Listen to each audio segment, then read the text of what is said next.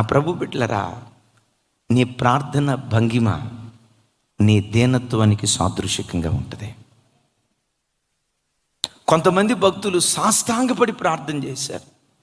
ఎందుకో తెలుసా? నీవు తప్ప మాకు ఇంకొక దిక్కు లేదయ్యా, నీవు కాదంటే మేము ఎవరి యొద్దకు వెళ్ళలేమయ్యా, మాకున్న ఒకే ఒక్క దిక్కు దశ మా సమస్తము మీరేనయ్యా అని నేల మట్టుకు తగ్గించుకొని సాష్టాంగపడి దేవుని దగ్గర ఏడ్చారు. నా ప్రభు బిడ్డలరా, నువ్వెంత అధికురాలివైనా, నువ్వెంత అధికుడివైనా దైవ సన్నిధిలో ప్రార్థించేటప్పుడు నీ దీనత్వాన్ని చాటి చెప్పు.